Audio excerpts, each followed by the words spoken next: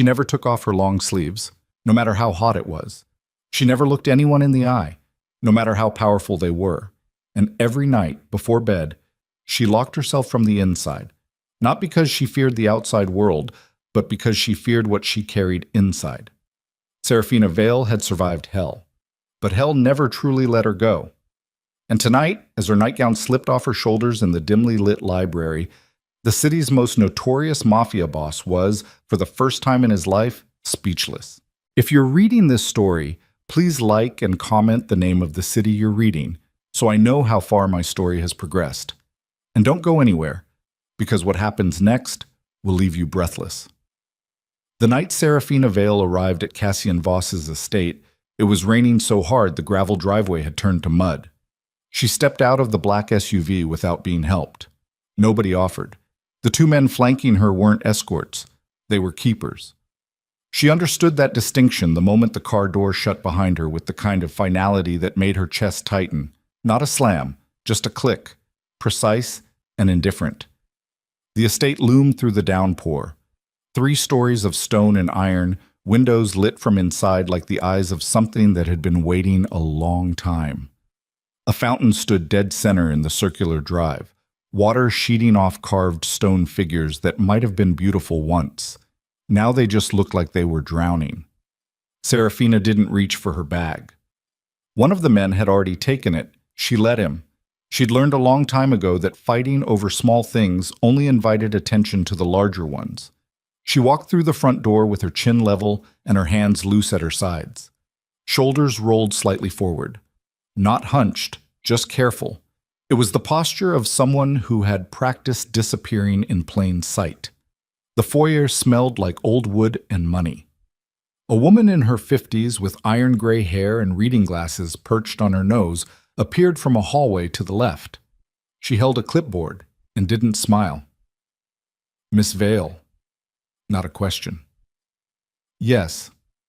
I'm Aldrich's assistant, Petra. I manage the estate staff. You'll follow house protocol. Your room is on the 2nd floor, east wing. Meals are at 7, noon, and 6. You are not to enter the west wing without explicit permission. You are not to leave the grounds without an escort. Are these terms understood? Serafina looked at her. The woman had the practiced blankness of someone who had delivered this speech to many people and expected most of them to eventually become problems. Understood, Serafina said. Petra gave a single nod and turned. Follow me. The room was large by any ordinary standard. A king-sized bed with white linens, heavy curtains that could block out the world entirely, a bathroom with black tile and strong locks on every door. Serafina noticed the locks immediately. She always did. The window faced east, overlooking a garden that was just dark shapes in the rain. There was a small desk, a reading chair, a wardrobe. She sat on the edge of the bed once Petra left and pressed her palms flat against her thighs. The fabric of her slacks was slightly damp from the rain. She focused on that, the weight of wet cloth against her skin, until her breathing slowed. She had not met Cassian Voss yet. She was not in a hurry. She met him the next morning. He was already at the long dining table when she came down, reading something on a tablet with the concentration of a man who considered interruptions a personal offense. He didn't look up when she entered. One of the serving staff gestured to a chair near the far end of the table, well away from him, and Serafina sat without ceremony. For several minutes, neither of them spoke. She poured her own coffee, took 2 pieces of toast, ate slowly, methodically, eyes on her plate.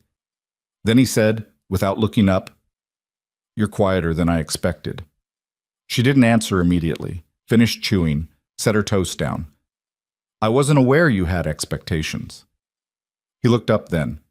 Cassian Voss was not what films made men like him look like. He wasn't ugly, and he wasn't pretty. He was somewhere in his mid-30s with dark hair gone slightly gray at the temples, and the kind of face that had been handsome before it got hard. A thin scar ran along his jaw on the left side, old enough to be white. His eyes were pale gray, almost colorless, and they had the quality of looking at you and cataloging every detail simultaneously, the way a camera does rather than a person. He studied her for a moment. "Marcus Aldrich described you as nervous." "Marcus Aldrich has met me twice," she said. both times under circumstances that would make anyone nervous. Something shifted in his expression, not warmth, more like recalibration.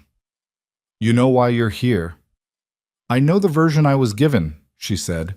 "Protective arrangement, threat assessment ongoing, duration unspecified." "That's accurate." "Is it complete?" He set the tablet face down on the table. First real movement he'd made since she sat down. "What are you asking?"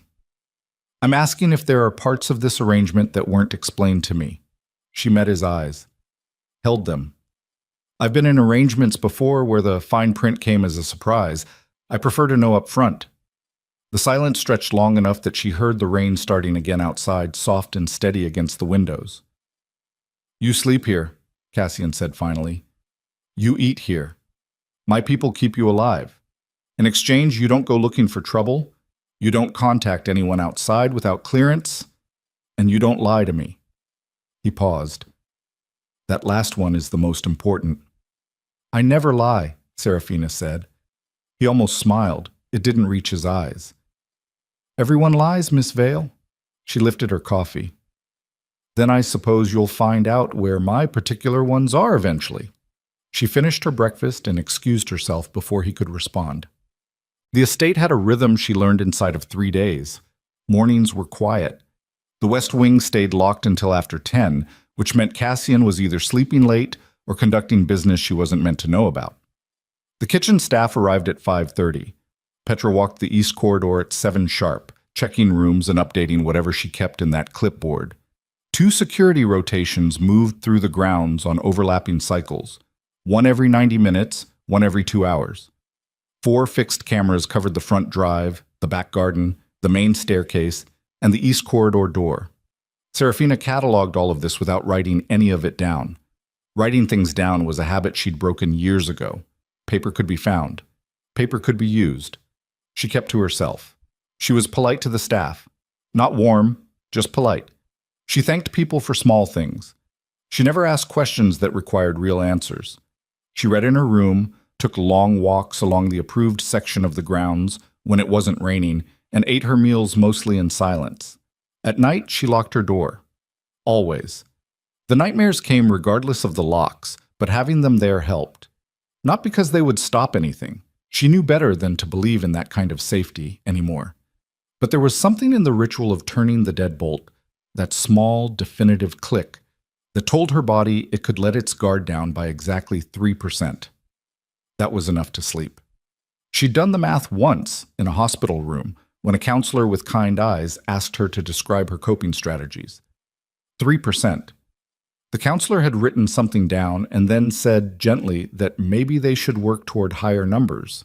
Serafina had smiled and said yes, and then never gone back. 2 weeks into the arrangement, she found the library.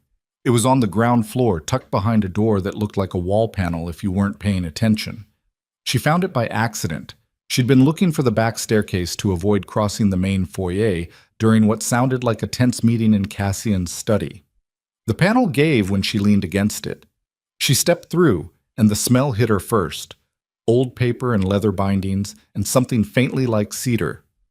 The room was long and narrow, lined floor to ceiling on 3 walls with books, and the 4th wall was all glass looking out onto the garden. A single lamp burned low on a reading table in the center. There was no one there. She went back the next night, and the one after. It became her hour, midnight to 1, sometimes later. The rest of the house was silent by then.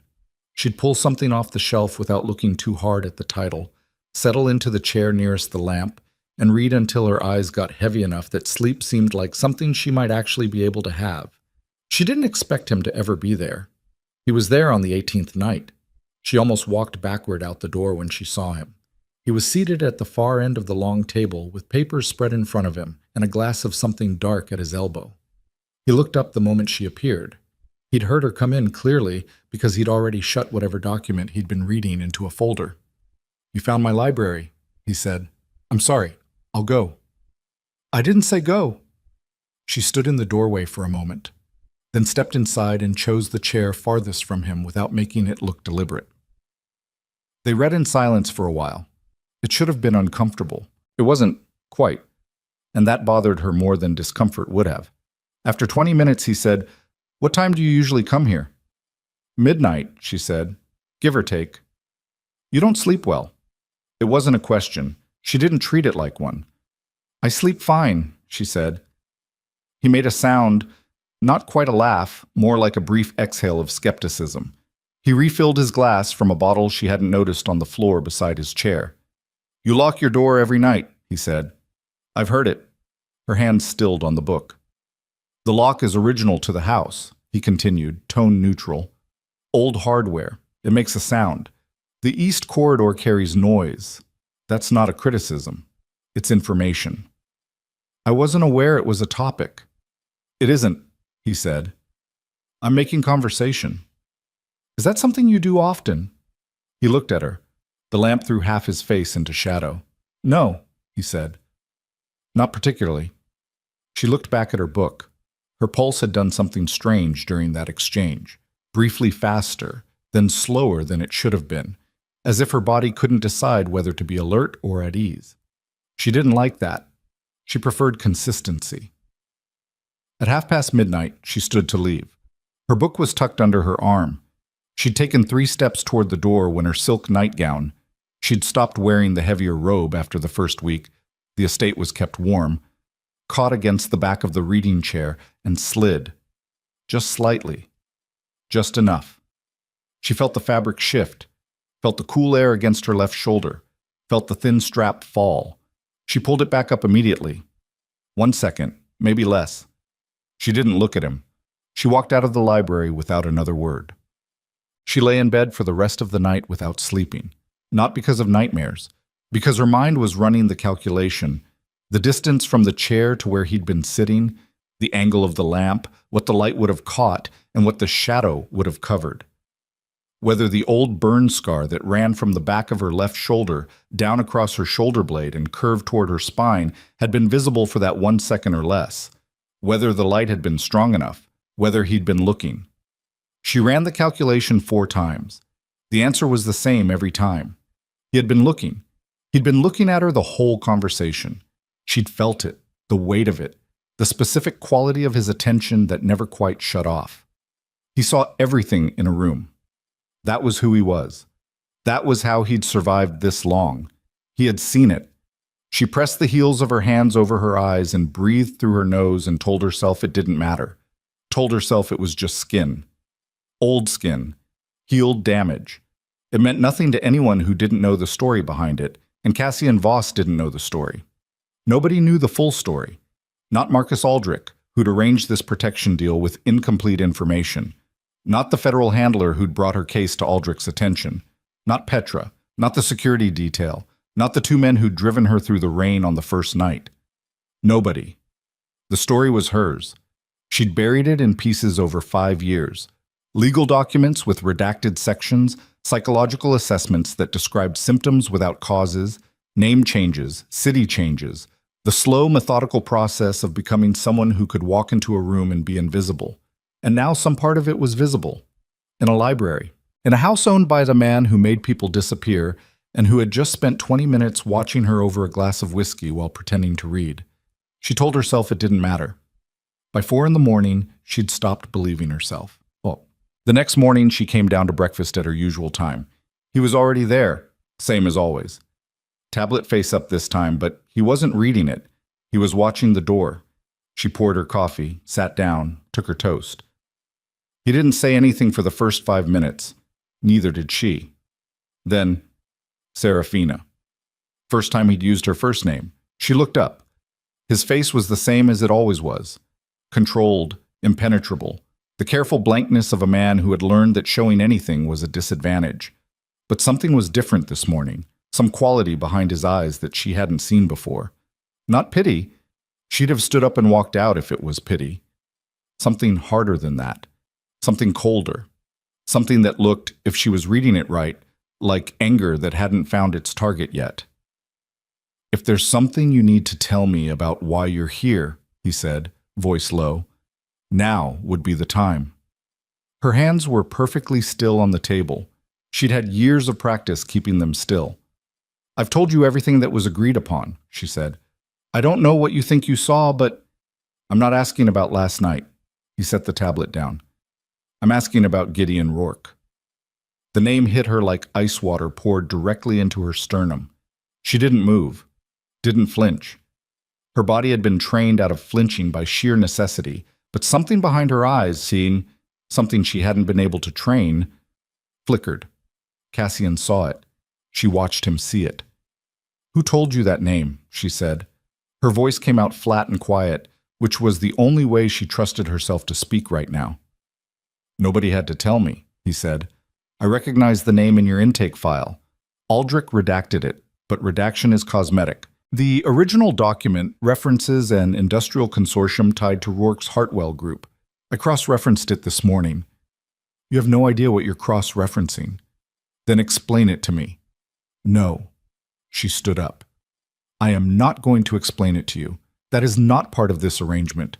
My past is not part of this arrangement. It is, he said, if it's the reason someone is going to try to kill you inside my house. The kitchen went completely quiet. The two staff members who'd been moving near the counter had both stopped. Serafina didn't look at them. She kept her eyes on Cassian. You don't know that, she said. I know Gideon Rourke has had 3 people killed in the last 8 months who are connected to a sealed federal case. I know your file, incomplete as it is, has the same case number stamped on page 4. He didn't raise his voice. He never raised his voice. She was beginning to understand that about him. The quieter he got, the more dangerous the territory. I know you've been running for 5 years. And I know whatever happened to you didn't start with that case. She stood very still. Her left shoulder felt suddenly, acutely present, the way scar tissue sometimes did, when the air changed or the temperature dropped, or something triggered the nerve endings that had rewired themselves around the damage. A dull, specific awareness that the skin there was different, had always been different since the night Gideon Rourke's people decided to make a point that would outlast the bruises. Miss Vale. His voice had shifted, barely, just a fraction. Still hard, but the edge of it had changed direction, like a knife being turned so it wasn't pointing at her anymore. I'm not asking because I want something from you. I'm asking because, as of this morning, I believe the threat assessment on your situation has been significantly underestimated, and if that's true, I need accurate information to keep you alive.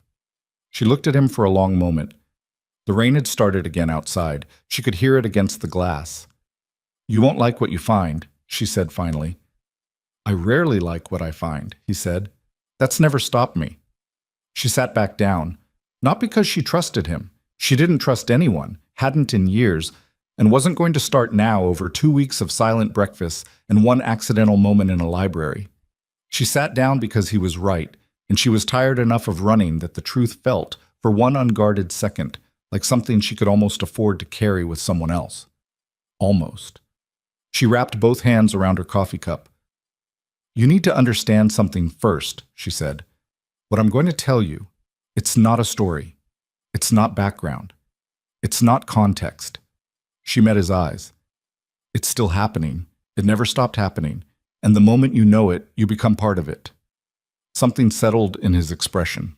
Resigned, maybe. Like a man who'd understood the door he was walking through before he opened it. Tell me, he said. She opened her mouth. And somewhere deep in the estate, in the west wing, from the direction of the security station, an alarm began to sound. The alarm didn't scream. It was a low, pulsing tone, the kind designed to alert without panicking, which somehow made it worse. Panic was honest. The sound was calculated, and calculated things implied someone had planned for this possibility. Cassian was on his feet before the second pulse. Not fast, precise. He moved the way men move when urgency has been folded into their muscle memory over so many years that it no longer looks like urgency. He had a phone in his hand and was already speaking into it before he cleared the dining room doorway. Serafina stood. Didn't move toward the door, didn't move toward the window. She stood exactly where she was and put her back to the nearest wall, which was instinct, old instinct, the kind that had kept her breathing on nights when breathing wasn't guaranteed. Petra appeared in the corridor at a near run, which was the most alarming thing Serafina had seen since arriving. Perimeter breach, Petra said to Cassian, not to Serafina. East fence, section 3. Two contacts. Security is moving. Confirmed hostile? Unknown. Camera 2 caught movement. They stopped at the fence line. They didn't come over? Not yet. Cassian said something low into the phone that Serafina didn't catch. Then he turned and looked at her, the kind of look that took a full inventory in under a second. Come with me, he said. I'm not going to the West Wing. You're going wherever I put you until this is resolved. He wasn't asking. His tone had dropped to something flat and absolute. Move. She moved. Kick. The room he took her to was on the ground floor behind the kitchen, a space that looked like a pantry from the outside and turned out to be something else entirely. Reinforced door. No windows. A monitor mounted on the wall cycling through security feeds. A cot in the corner with a folded blanket. A small table with a radio and a first aid kit and a handgun sitting next to each other with the casual arrangement of items that were always kept together. He pointed at the cot. She didn't sit on it. How long has this room been here? She asked. Long enough. He was watching the monitor. Two of his security team were moving through the East Garden on the feed, flashlights cutting through what was still a gray early morning drizzle. The breach is contained for now. Might be nothing. Could be a test. A test of what? Response time, personnel placement. Whether you're actually here. He glanced at her. People who want to take something tend to study the location before they move on it. She knew that. She'd learned it the hard way years ago, in a different city, when she'd made the mistake of believing that because nothing had happened yet, nothing was going to. She'd spent 11 days believing that. On the 12th day, they came for her. She crossed her arms over her chest, not defensively, just to give her hands somewhere to be. The alarm going off when it did, she said. When I was about to... I know, Cassian said. I want to finish what I was going to say. Then say it. I need to know if this is connected, if someone flagged this location because of something you did when you cross-referenced that name this morning. She kept her voice level. If your digging put us both in a more exposed position. He was quiet for a moment. On the monitor, one of the security team crouched near the fence line, examining something on the ground. It's possible, he said. I used a secure channel, but nothing is completely invisible. That's not a reassuring answer. I wasn't trying to reassure you. She looked at the monitor. The security team member had picked something up from the ground. Small, from the look of it, unidentifiable on the feed. He held it up toward the camera and then bagged it. What did they find? She asked. Cassian was already on the phone again. He listened for 30 seconds. His jaw tightened once, fractionally. A transmitter, he said after he ended the call. Small, passive, the kind that pings a location signal when it receives a query. The cold moved from her chest outward, into her arms, into her fingertips. How long has it been there? She asked. At least 72 hours, he said, based on the corrosion on the casing. 3 days. Whoever had placed it had known where she was for 3 days and hadn't moved yet, which meant they were patient, prepared, not reactive, which meant Gideon. She told him then. Not everything. She wasn't capable of everything. Not in a reinforced room at 7 a.m. with her coffee going cold somewhere in an abandoned dining room. But enough. The shape of it. The outline that told you what the picture was without forcing you to see every detail. She told him about the Hartwell Group's secondary operations, the facilities that weren't on any public record, the 2 years she'd spent inside a structure she'd entered willingly, believing the employment contract was legitimate, believing the relocation package and the non-disclosure agreement were standard corporate practice. She'd been 20 years old and desperate, and the job offer had come through a legitimate recruiter, and she'd had no reason to doubt it until she was 4 months in and the doors started being locked from the outside. She didn't describe what happened after the doors locked. She gave him the operational facts. Duration of captivity, approximate number of other individuals held alongside her, the nature of the oversight, guards, cameras, schedules, the particular way fear was used not as punishment, but as maintenance, keeping people just frightened enough that the energy required for resistance never quite accumulated. She told him about the escape, how it happened, not dramatically, not because of some brilliant plan, but because a supply delivery went wrong and a door was left unlocked for 11 minutes, and she was the only one close enough and conscious enough to use it. She told him about the 3 people who hadn't made it out with her. She stopped there. Cassian hadn't interrupted once.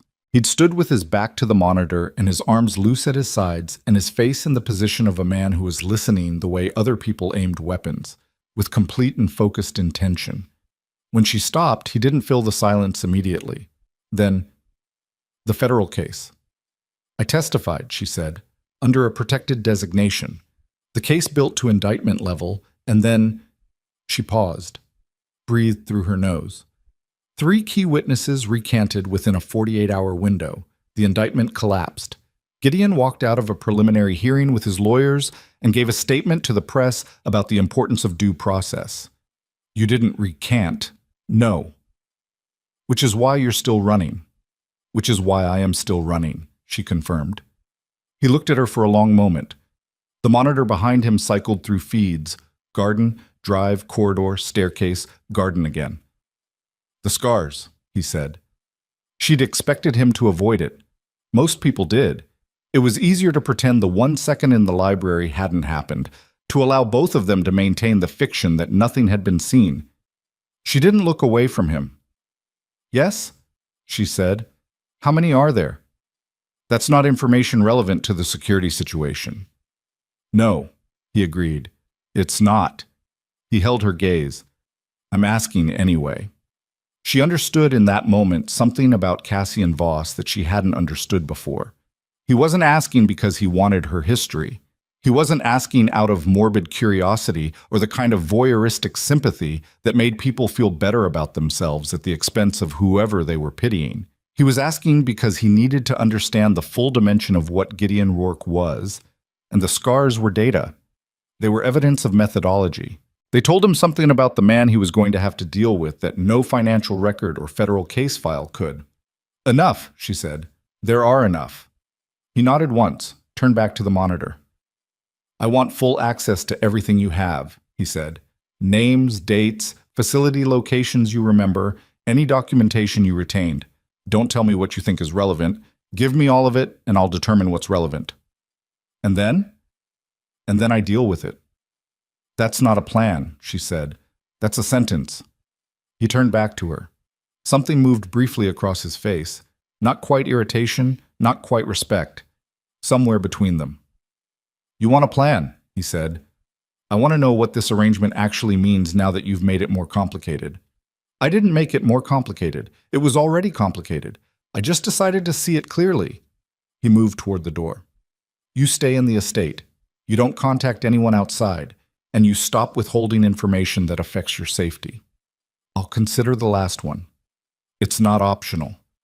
Everything is optional, Serafina said. The question is what you're willing to lose by choosing wrong. He stopped with his hand on the door, didn't turn around. Get some rest, he said. We'll talk more this afternoon. He left. The door didn't lock behind him. She noticed that, didn't know what to do with it. She didn't rest. She sat on the edge of the cot and stared at the security monitor and ran everything through her head again, looking for the fracture point, the place where the logic broke, where she'd made the assumption that unraveled everything downstream. 3 days. The transmitter had been in place 3 days. She'd arrived at the estate 17 days ago, which meant for the first 14 days she'd been clean. Whoever was looking hadn't found this location yet. Something in the last 72 hours had changed. A signal, a sighting, a data point that narrowed the search radius enough to place someone at that fence line with a passive transmitter and enough operational patience to wait. She thought about Marcus Aldrich, the intermediary who'd arranged this. She'd met him twice, as she'd told Cassian at that first breakfast. Both meetings had been brief and conducted through layers of cutouts and secure communications. Aldrich wasn't law enforcement and wasn't entirely clean, but he operated in a particular space. Broker of difficult arrangements, facilitator of things that needed to happen without official channels. She'd been connected to him through her federal handler, which meant the federal handler had told Aldrich enough to set this up, which meant the federal handler had told at least one other person she was still alive and still needed protecting. She pressed 2 fingers to her temple and breathed slowly. The federal handler's name was Agent Darren Cole. She'd last spoken to him 11 days ago, a brief check-in on a secured line. He'd told her the situation was stable. He'd used that word, stable, in the way that people used it when they wanted to prevent panic rather than communicate actual information. She thought about the transmitter. She thought about Cole telling her things were stable. She thought about the 48-hour window in which 3 witnesses had simultaneously recanted and an indictment had collapsed. She thought about how much patience and reach it took to coordinate 3 recantations in 48 hours. She thought about how an operation that sophisticated didn't stop at witnesses. Cassian came back at noon with food, actual food, a plate from the kitchen rather than anything resembling consideration, and set it on the small table. "You didn't sleep," he said. "I said I would consider it." He looked at her. Then he pulled the chair from the table, reversed it, and sat down with his arms resting across the back. It was the first time she'd seen him sit casually. It looked slightly wrong on him, like a jacket worn on the wrong shoulders. "I've had my people running background since this morning," he said. Hartwell Group's last registered address was dissolved 8 months ago. New shell structure, different name, 6 subsidiaries in 4 jurisdictions, all legitimate on paper. "He's had years to launder the structure," she said. "The money is clean. The facilities are clean. The only things that aren't clean are the people who can testify to what happened inside them, and he's been managing that problem systematically. 3 witnesses in 48 hours. You found that." "I told you," I cross-referenced. She looked at the food. She wasn't hungry, but she ate 3 bites anyway because not eating was a luxury she couldn't afford when she didn't know what the next 12 hours looked like. "There's something else," she said. He waited. "My federal contact, the handler who arranged this protection through Aldrich." She set the fork down. "I need you to find out if he's been compromised." Cassian's expression didn't change, but something in the quality of his attention sharpened. "What makes you think he has been?" "The transmitter was placed within the last 72 hours. The only people who knew this location were Aldrich, his direct staff, your security team, and Cole." She kept her voice even. "Your security team has been here the whole time. Aldrich has no incentive to burn a paying arrangement, which leaves Cole or someone who got the location from Cole. Cole could have been followed. Cole is federal. He knows how to avoid surveillance." "Everyone thinks they know how to avoid surveillance," Cassian said, "until they don't. You're deflecting. I'm presenting alternate explanations." "The alternate explanations don't change the action required," she said. "I need to know if Cole is still safe to contact or if any communication I send through him goes directly to Gideon." Cassian was quiet for a moment. The radio on the table crackled and then went back to static. "If Cole is compromised," he said slowly, "then Gideon's reach extends into federal law enforcement, which means this isn't just about protecting you anymore." "It was never just about protecting me." "No." He stood. "It wasn't." He moved toward the door again, then stopped. This had become a pattern, stopping at doors. She wondered if he was aware of it. "The man who placed that transmitter. My team is tracking the route he came in on. When we find him—" "When you find him," she said, "don't let him go before you know who gave him this address." He looked at her over his shoulder. "I know how to conduct an interrogation, Miss Vale." "I know you do," she said. "I'm telling you to make sure you ask the right question." He left again. This time she felt the weight of the conversation settle into the room like sediment after the current stops. They found the man at 3 in the afternoon. He'd been staying in a motel 12 kilometers from the estate, registered under a name that didn't match his face, paid in cash, no vehicle registered to the room. One of Cassian's people had picked up a partial on the fence camera, run it through a private database, and gotten a hit on a freelance contractor whose name appeared in connection with 2 of Gideon Rourke's former security firms. Serafina heard this secondhand through Petra, who delivered information the way she delivered everything, efficiently and without effect. "Mr. Voss is handling the situation," Petra said. "Where is he?" "Off-site." "When will he be back?" Petra consulted her clipboard, which told Serafina the answer to that question was in the clipboard about as much as the answer to any question was in a clipboard, which was to say it was there because it gave Petra something to look at instead of her. "A few hours," Petra said.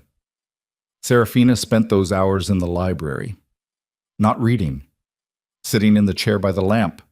The one she'd been in the night before. The one where the strap had slipped. and staring at nothing in particular while her mind worked through the architecture of the problem. The thing about Gideon Rourke that most people didn't understand, that the federal case had never quite articulated, even in its sealed sections, was that his reach wasn't based on fear the way conventional criminal organizations used fear. It wasn't the crude leverage of violence and threat. It was more precise than that. Gideon built networks of mutual implication. He put people in positions where their continued safety depended on his continued operation, and then he kept detailed records of how he'd done it. Everyone who worked for him, who covered for him, who looked the other way, they all had something in those records, which meant they all had something to lose if the records ever surfaced. It was the most elegant system of control she'd ever encountered. She'd spent 2 years inside it before she understood what it was. She heard the front door open at 7:15, footsteps in the foyer, then Cassian's voice giving brief instructions to someone, and then silence. He came to the library. She'd half expected him to. She didn't know when she'd started being able to predict his movements, but she had. He stood in the doorway and looked at her. His jacket was different from this morning. His hands were clean. His face was the same as it always was, closed, controlled, positioned for minimum information exchange. But his eyes were carrying something. "The contractor gave us the contact chain," he said. 3 removes from the source. "And the source?" He came into the room and sat in the chair across from her. Not the one at the end of the table, the one directly across. "The source isn't Cole," he said. "Cole is dead. They found him this morning in his apartment. It was staged to look like a cardiac event." He paused.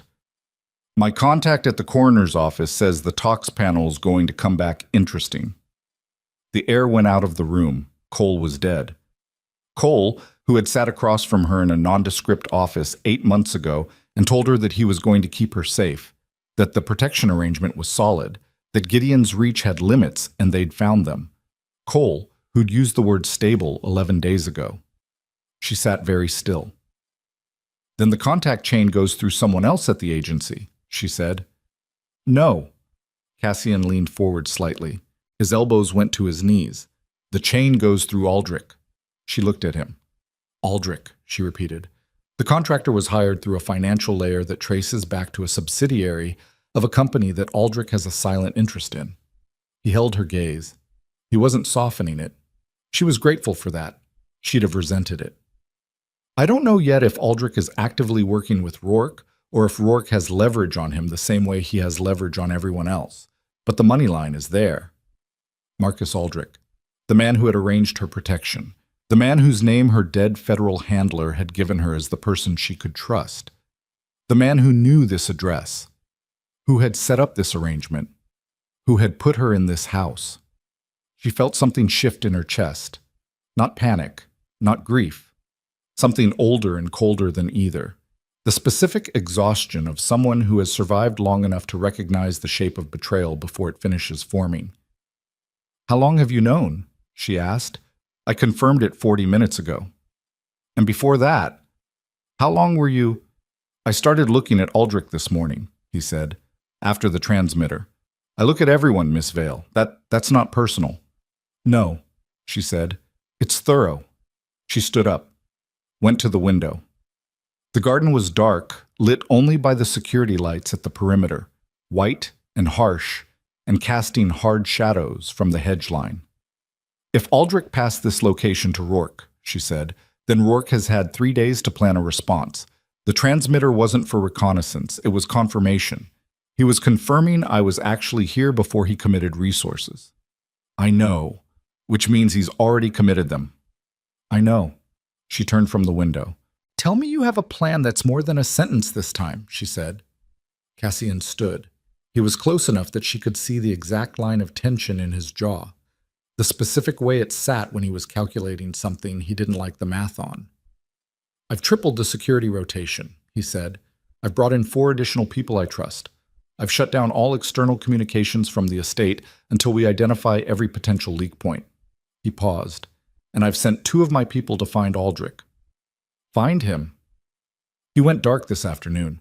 His office isn't answering. His driver hasn't checked in." "He knows you know," she said. "Or he knows Rourke's people are coming for him next," Cassian said. Witnesses aren't the only loose ends Rourke manages. She thought about Cole, about the talks panel that was going to come back interesting. Either way, she said, Aldrich is gone, Cole is dead, my contact chain is burned, and Gideon Rourke knows exactly where I am. She said it flat. No dramatization, just the facts assembled in their correct order. What is the actual security window before this becomes untenable? Cassian looked at her for a moment. 48 hours, he said. Possibly less. The garden lights hummed outside the glass. Somewhere in the east wing, a door closed. Serafina held his gaze and understood, with the clarity that only comes when all the alternatives have run out, that there was no version of the next 48 hours in which she was going to be able to pretend this was someone else's problem to solve. No version where she stayed quiet and kept her sleeves down and let the machinery run without her. Gideon was coming. He'd been coming for 5 years. The difference now was that she was standing in a room with a man who wasn't going to run from it, and the information she'd spent 5 years protecting was the only thing left that could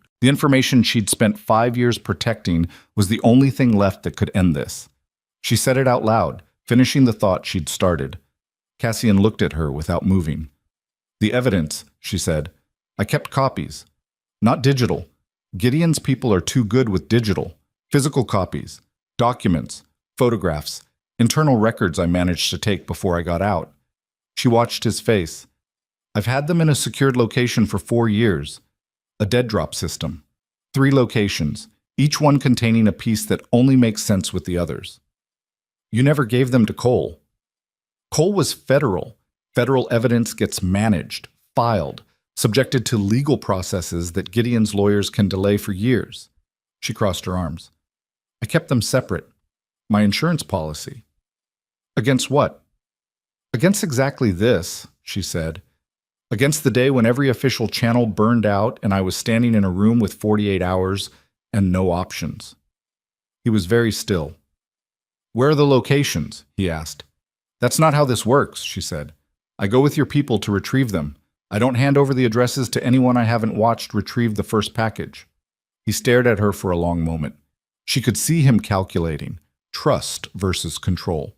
The arithmetic of how much he was willing to extend against how much he needed from her. All right, he said finally. She turned back to the dark garden. Tomorrow, she thought. They would move tomorrow. She did not sleep that night at all. They left at 5 in the morning before the light came fully up. Cassian sent 2 vehicles, one decoy running a different route, one carrying Serafina with himself, and 2 of his most trusted people. A man named Reyes who said almost nothing and moved like someone who'd spent a long time in places where noise was fatal, and a woman named Cho who drove with the focused economy of someone who had trained for exactly this kind of transit. Serafina sat in the back with Cassian and gave directions one segment at a time. Not the full route. She parceled it out in pieces, each piece only enough to get to the next decision point. Old habit. She'd built the system that way deliberately. The first location was a storage facility on the city's industrial east side, the kind of place that rented units by the month to people who paid cash and didn't want questions. Unit 41, 3rd row, accessed by a combination she kept in a sequence she'd memorized and never written down. The drive took 38 minutes. Nobody spoke much. Reyes watched the rear approaches through the side mirror. Cho varied the speed in patterns that made tracking difficult. Cassian sat with his hands loose in his lap and his eyes moving between Serafina and the passing streets in a rhythm that wasn't restless, just alert. The storage facility was quiet at that hour. 2 other cars in the lot, both unoccupied. The office was dark. They moved quickly. Reyes held the perimeter while Cho stayed with the vehicle and Cassian went to the unit with Serafina. The lock opened on the second try. The combination felt slightly different under her fingers. The tumblers were stiffer than she remembered, which meant the unit had been opened recently. Or the mechanism had aged. She couldn't tell which. Inside, stacked boxes that weren't hers, the detritus of whoever had rented the unit before her. In the back corner, behind a false panel she'd installed herself, a waterproof case the size of a large hardcover book. She pulled it out. The seal was intact. She checked the microfilament she'd threaded through the seal edge before she closed it 4 years ago. The kind of thread that breaks if the seal is broken and can't be rethreaded to match. Still continuous. She exhaled. Cassian was watching the unit entrance. He glanced back at the case. "That's one," he said. "Two more," she confirmed. They were back in the vehicle in under 4 minutes. The second location was a different kind of place, a self-service laundry on the west side, the sort that ran 24 hours and kept its security cameras angled to cover the machines rather than the back wall, where a small panel behind the industrial dryers concealed a magnetic lockbox she'd fixed to the wall framing 3 years ago. They were inside for 6 minutes. In and out, Cho watching from across the street, Reyes at the door. The second case was intact. Serafina held both cases on her lap in the back seat and felt something she hadn't felt in a long time. The specific weight of having assets instead of only liabilities. The feeling was fragile and she didn't trust it, but it was there. The third location was 40 minutes north of the city. That was where it went wrong. The third dead drop was in a rural property, an abandoned farmhouse that Serafina had identified 4 years ago during a period when she'd been moving constantly and needed anchor points far enough from population centers that a quick approach could be spotted from distance. She'd left the case in the cellar, beneath a section of the stone floor she'd lifted and reset. They came up the access road with the headlights off, running on the gray pre-dawn light that was starting to show on the horizon. The farmhouse sat on a slight rise, no other structures visible. The fields on either side had gone to seed, and the grass was high enough that it moved in the wind like something breathing. Reyes said, "Stop." Cho stopped the vehicle. Everyone was quiet. Reyes was looking at the farmhouse. Serafina followed his sightline, the front door, which was slightly open, not standing open, not swinging, just slightly, precisely ajar, in the way that a door looks when someone has passed through it and pulled it almost shut behind them. "Was it closed?" Cassian asked her. "I left it closed," she said. "I left it latched." Reyes was already out of the vehicle. Cassian put a hand on Serafina's arm. Not grabbing, just placing. A signal. She read it and stayed where she was. Cho had a weapon drawn. Serafina hadn't seen her draw it. 3 minutes passed. 4. The light was coming up slowly, turning everything from black to gray to the dim, colorless palette of early morning. A bird called somewhere in the fields and then stopped. Reyes appeared in the farmhouse doorway. He made a gesture toward Cassian. Controlled, specific. "Come, but careful." Cassian said to Serafina, "Stay in the vehicle. If someone has been in that cellar, stay in the vehicle until I tell you otherwise." He met her eyes. "I need you to do this one thing." She stayed. She watched through the windshield as Cassian crossed to the farmhouse, as Cho repositioned to cover the vehicle and the approach road simultaneously, as the light continued to build, slow and gray and indifferent. 8 minutes. Then Cassian came back out. She knew from the way he walked, not fast, not slow, the controlled pace of a man delivering information he knew was going to be a problem. He got back into the vehicle and looked at her. "The cellar panel was moved," he said, "put back in place, but not correctly. The mortar dust pattern was disturbed. The case is gone." She didn't say anything. "There's more," he said. "Tell me." Someone left something behind in the space where the case was. He held up his phone. A photograph. He'd taken it before moving anything. A small card, the kind used for handwritten notes, lying in the rectangular impression in the dirt where the case had rested. On the card, in neat block letters, "We have been watching you longer than you know. Aldrich sends his regards." She took the phone from his hand, looked at the photograph, read the words 3 times. Aldrich, not Gideon. Aldrich. Aldrich knew about the dead drops, she said. Her voice sounded strange to her, flat and thin. "He must have had you under surveillance before he arranged the protection deal," Cassian said. "That's not possible." She was running it back, every contact, every meeting, every location she'd used. "The protection arrangement was 8 months ago. I established these locations 4 years ago. There's no overlap. There's no way Aldrich could have found these locations unless—" She stopped, breathed. "Unless Cole told him," she said. The word fell differently this time. Cole, who was dead. Cole, who had known about the dead drop system because she'd told him about it in the abstract during a session 18 months ago. Not the locations, never the locations, but the existence of the system. The fact that she had physical evidence in secured locations. Cole, who was dead and therefore couldn't explain how Marcus Aldrich had known where to look. "How long has Aldrich been in contact with Gideon?" she asked. Not to Cassian specifically, to the air, to the gray morning coming through the windshield. "That's the wrong question," Cassian said. She looked at him. "The wrong question," she repeated. "The question isn't how long Aldrich has been in contact with Rourke." His voice was level, but there was something underneath it, something that had been building since the photograph on his phone, some quality of controlled anger that was looking for precise direction. "The question is whether Aldrich was working with Rourke when he arranged your protection."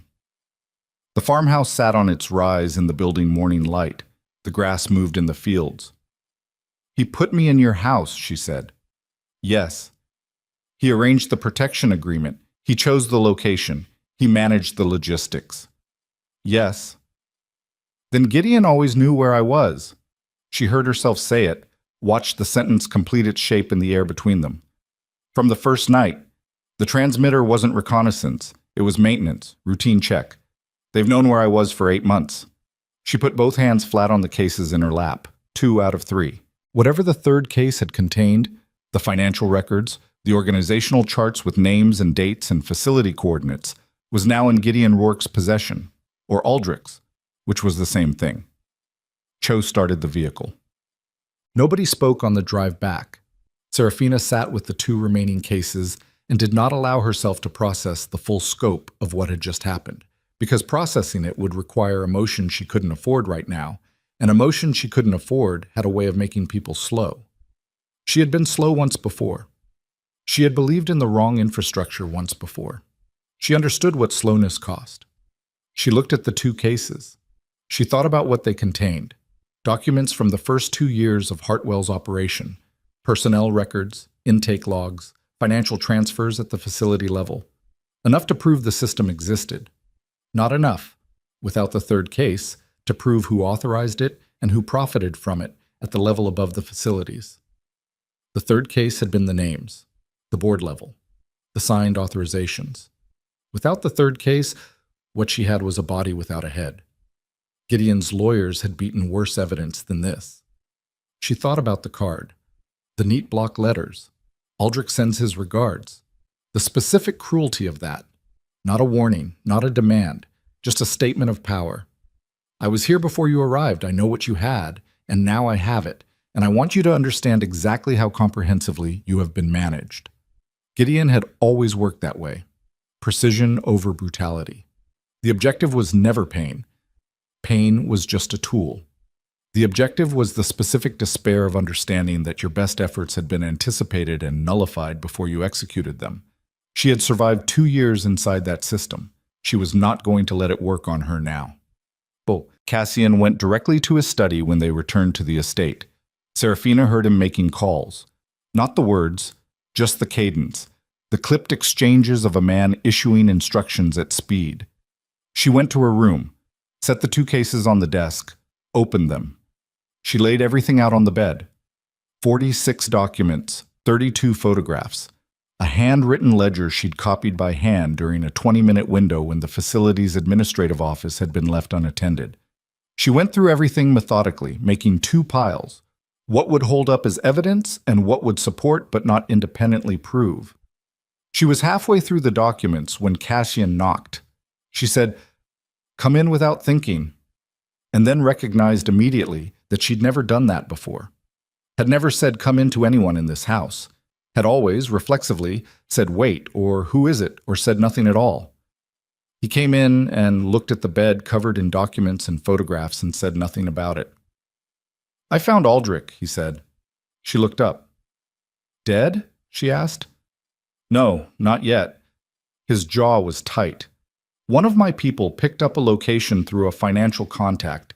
He's at a private airfield 60 kilometers east. Looks like he's waiting for a flight." "To where?" "Unknown. The flight plan was filed for a refueling stop in international waters, the kind of routing that makes a final destination hard to trace." She was already stacking the documents back into the cases. "How long before he leaves?" she asked.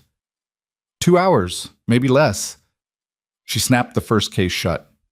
"Then we need to move now," she said. "Serafina." His voice stopped her. Not the word, the quality of it. Something in it she hadn't heard before. She looked up. He was standing in the center of the room with his hands in his jacket pockets, and his face doing the thing it did when he was choosing his words the way a surgeon chooses a cut. "If we go to that airfield, we are making a decision. We are not gathering evidence. We are not passing anything to law enforcement. We are going to stop a man from leaving, and whatever happens after that, whatever I do to get information from him about the third case and about Rourke's current operational plan, there is no legal framework for it." She held his gaze. "I know what you are," she said. "I want to make sure you know what you're choosing." "I've been making choices without good options for 5 years," she said. "This is the first time I've had something resembling a capable ally and actual targets and a window to act. I'm not going to stand here and perform moral hesitation I don't feel." Something moved across his face. Brief, almost imperceptible. "All right," he said. "All right," she said. She picked up both cases. "I'm bringing these," she said. "Whatever's in that airfield, I want Aldrich to see exactly what I still have." They reached the airfield in 51 minutes. It was a private strip, a single runway carved out of flat agricultural land, a small terminal building, 2 hangars. One aircraft visible on the apron, engines not yet running. A fuel truck was connected to it. 2 figures stood near the terminal entrance. Cho stopped the vehicle on a service road 200 meters from the perimeter fence. Reyes was already out, moving low along the fence line. Cassian watched through binoculars. "Aldrich is inside the terminal," he said. "One of the figures outside is his personal security. I recognize him. The other is the aircraft crew." "How many more inside?" "Unknown." Serafina looked at the terminal building. Single story, glass frontage, 2 entry points visible. The aircraft was a mid-size private jet, the kind that could cross an ocean with one stop. "If he gets on that plane," she said, "the third case goes with him." "He's not getting on that plane," Cassian said. He lowered the binoculars. His voice had gone to that particular flatness she'd come to understand was not detachment, but the opposite. The sound of someone turning all their heat inward for the sake of operational clarity. Reyes had reached a position at the corner of the perimeter fence. He held up a hand. "Signal." Cassian looked at Serafina. "Stay with the vehicle," he said. "You said that at the farmhouse. And you stayed." "Because there was nothing I could do there." She held the 2 cases. "Aldrich needs to see these. He needs to understand that he didn't get everything. That changes the conversation." A pause. "Stay behind me," he said. "Don't speak until I tell you to." They went through the perimeter on Reyes's signal, a section of fence that came away from the post with one pull, long ago compromised by rust. The security figure by the terminal door saw them at 40 meters and had time to reach for something before Reyes was on him, and the situation resolved itself in a way Serafina didn't fully see and didn't look too hard at. Inside the terminal was sparse. 6 plastic chairs, a service counter, a door to the airside. Aldrich was sitting in one of the chairs with a briefcase on his knee and a phone to his ear. He saw Cassian first. The phone came down. His face went through 3 expressions in under a second: surprise, calculation, and then a particular blankness that she recognized as the face people wore when they were deciding how much their current position was worth defending. He was a compact man in his 60s, silver-haired, wearing the kind of suit that communicated expense without announcing it. He had the face of someone who had spent decades in rooms where leverage was the primary currency and had learned to look entirely reasonable at all times. He looked at Serafina, at the cases in her hands, back to Cassian. "This is unfortunate," Aldrich said. "Put the briefcase down," Cassian said. Aldrich set it on the chair beside him. Didn't stand, didn't raise his hands, just sat with the careful composure of a man who had been in difficult rooms before and understood that panicking was always the wrong move. "Whatever you think you know," he said. "Don't," Cassian said. Aldrich closed his mouth. The transmitter on the east fence, Cole's death, the farmhouse. Cassian's voice was completely even. I have the financial thread from the contractor back to your subsidiary. I have your routing on the flight plan tonight. I have Reyes outside with your security detail, who is having a conversation I expect will be informative.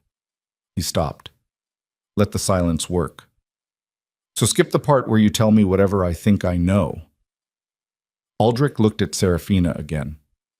You kept 2 of them, he said, looking at the cases, his voice carrying a faint, almost professional note of assessment. I told them you'd have redundancy. They said the farmhouse location was enough. Something briefly crossed his face. I should have insisted. She stared at him. You told them, she said. You gave Gideon the farmhouse location. I gave Gideon all 3 locations, Aldrich said. The farmhouse was the last one they moved on because it required the most logistics. He tilted his head slightly. The first 2 were retrieved 6 months ago, actually. The cases you're holding are replicas. We swapped the contents and resealed them 14 weeks after your arrival. The floor moved under her. Not literally, but her body registered it. A dropping sensation in the center of her chest, the same physical response as a missed step in the dark. She looked down at the cases in her hands. Open them, Aldrich said, almost gently. Check the documents. You'll notice the paper stock is slightly different. We were close, but not exact. I don't think you've looked at them recently enough to have noticed. She set one case on the service counter, opened it. The documents were there, 46 of them. She picked up the top one, the intake log from Hartwell's Eastern facility, a document she'd copied by hand that she'd read so many times she knew its specific imperfections. The water stain on the upper left corner from when she'd transported it in a bag during a rainstorm. The slight diagonal in her handwriting when she'd been copying quickly. The water stain was there. The handwriting angle was there. She turned the page over, held it up to the terminal's fluorescent light. The paper stock was bright white under the light. Her original documents had been copied on facility paper. Slightly gray, recycled fiber content, a particular dullness when held to direct light. These were bright white. She put the document down very carefully. She turned to look at Cassian. He was already looking at her. He'd seen her face. He knew. How long, she said to Aldrich. Her voice came out wrong, too quiet, too steady. The specific stillness of something that is about to stop being still. Since approximately week 3 of your stay, Aldrich said, Reyes facilitated access to your room while you were in the library. It was very efficient. He paused. You spend quite a lot of time in that library. Reyes. She looked at Cassian, and she watched something happen to his face that she had not seen before. Not the controlled flatness, not the calculating attention. Something that cracked through the surface for one unguarded moment and then sealed back over. The face of a man who has just understood that the person he trusted with a specific and critical function has been the mechanism of his failure. Reyes, who was outside. Alone with Aldrich's security detail. Cassian moved toward the door. Serafina grabbed his arm, both hands, full grip, the first time she'd initiated any physical contact since arriving. Don't, she said. He's expecting you to move on Reyes. If you go out that door right now, the windows of the terminal blew in. Not an explosion. The concussion of one, nearby, the overpressure wave hitting the glass at an angle that shattered it inward rather than outward. She was already dropping, pulling Cassian sideways by the arm she was holding, hitting the floor behind the service counter as the glass came through the space they'd just been standing in. Aldrich was gone. She'd seen him move, low and fast toward the airside door, briefcase in hand, not panicking, moving exactly as fast as required and not a fraction faster. A man who had planned this moment and knew exactly which direction to run. The aircraft engines outside rose from idle to a higher pitch. Cassian was already on his feet. He pulled Serafina up, his hand on her arm, then gone, and he was moving toward the airside door with his weapon out. She followed. Outside, the aircraft was moving, not toward the runway, toward a secondary taxiway running parallel to the fence line. Aldrich was crossing the apron at a run. On the ground near the perimeter fence, she could see 2 figures down. She didn't look long enough to identify them. Cassian fired twice. Not at Aldrich, at the aircraft's nose gear. Both missed or were deflected by the angle. The aircraft kept moving. She watched Aldrich reach the aircraft stairs, watched him go up, watched the stairs retract. The aircraft turned onto the secondary taxiway. Cassian stood on the apron with his weapon at his side and watched it go. She came up beside him. The wind from the engines pushed at both of them. The aircraft reached the runway threshold, held for 4 seconds, and then began its roll. It was airborne in under 60 seconds. She stood next to Cassian and watched the navigation lights diminish into the pre-dawn dark, and thought about the third case. The real third case, wherever it was now, with whatever Gideon's people had done with it in 6 months. And about the 2 cases in the terminal behind her containing documents that were replicas and therefore worthless as evidence, and about Reyes, whose presence or absence near the fence line she had not yet confirmed, and about the fact that Gideon Rourke had not merely found her. He had been watching her be found, watching her believe she was building towards something, watching her accumulate what she thought was advantage, managing her. The same system, the same precision, the same patient, architectural cruelty that made resistance feel not dangerous but pointless, that made you understand, at the cellular level, that your agency was a thing he allowed you to have until the moment it served his purposes to remove it. She was standing on an airfield in the early morning with everything she'd built for 5 years revealed as constructed and hollow, and the man responsible for it was in the air, and the man beside her had been betrayed by someone inside his own operation, and she felt something happen inside her chest that she had been keeping locked for a very long time. Not despair. Despair was passive. Despair was what you felt when you believed there was nothing left to do. This was something else. This was what happened when you stripped away every layer of strategy and contingency and careful management and arrived at the thing underneath. The raw, unmediated fact of what you were and what had been done to you and what you were willing to do about. This was what happened when you stripped away every layer of strategy and contingency and careful management and arrived at the thing underneath. The raw, unmediated fact of what you were and what had been done to you and what you were willing to do about it. She said, "I know where he's going." Cassian turned to look at her. The aircraft lights had vanished into the dark. The wind across the airfield was cold and smelled like aviation fuel and cut grass. Her ears were still ringing from the window concussion. She could feel a cut on her left forearm from the glass. Not deep, but present. A thin burn running 4 inches below her elbow that she hadn't registered until the adrenaline began its first slight recession. "Aldrich's flight plan routed through international waters," Cassian said. "We can't trace—" "I'm not talking about Aldrich." She turned to face him fully. "I'm talking about Gideon." He looked at her. "The compound," she said. "The primary facility.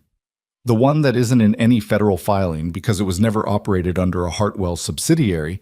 It was held through a private land trust registered in a jurisdiction that doesn't cross-reference with the US or EU databases." She watched him process this. "I know where it is because I was there. I know the layout because I spent 8 months inside it before I was transferred to the secondary facility. I didn't put this in any document. I didn't tell Cole. I didn't tell anyone." "Why not?" "Because knowing the location of Gideon Rourke's primary compound and being able to do something about it are 2 different categories of problem," she said. "For 5 years I didn't have the second category covered." She looked at him steadily in the gray early light. "I think I might now," she said. Cassian held her gaze for 4 full seconds. Then he took out his phone. "Tell me the coordinates," he said. Tram. They were back at the estate by 7:15. Cho drove without being told to hurry and still made it in 44 minutes. Reyes was not with them. Cassian had found him near the perimeter fence, Alit, which Serafina registered with a complicated response that wasn't relief and wasn't its opposite, but something more ambivalent and more honest than either. Alive, disarmed, zip-tied to the fence post with his own restraints by whoever Aldrich had positioned outside. Cassian had looked at him for a long time without speaking. Reyes had not attempted to explain himself. Whatever conversation happened after that happened in a vehicle Serafina wasn't in, and when Cassian returned to her, he didn't mention Reyes again. She understood that some forms of accountability operated outside of anything she was going to be informed about. At the estate, Cassian convened his remaining people in the room behind the kitchen. The reinforced room, the one with the monitor and the radio. 4 people plus himself, plus Serafina. The 4 people were all known quantities, he said, with a specificity of tone that communicated how thoroughly he had reevaluated the concept of known quantities in the last 12 hours. They listened without interruption while he laid out the situation in compressed factual terms. The evidence breach. Aldrich, the compound location Serafina had provided. Then he said, "We move tonight." One of the 4, a heavy-set man named Garrett, who had a face like a compressed fist and the deliberate speech of someone who chose every word because he'd learned the cost of choosing wrong, said, "What's the objective?" "Rourke," Cassian said. "And the 3rd case, if it's there." "The case is secondary," Serafina said. Everyone looked at her. "The case is evidence," she said. "Evidence is useful if you have a functioning legal system to introduce it to." Gideon spent 20 years compromising that system at every point where it touched him. She looked at Cassian. "The objective is Rourke, alive, and the broadcasting of everything I can access from his internal network, because the one thing Gideon's control system cannot survive is the simultaneous exposure of every person he has leverage over." Garrett said, "You want to burn his files?"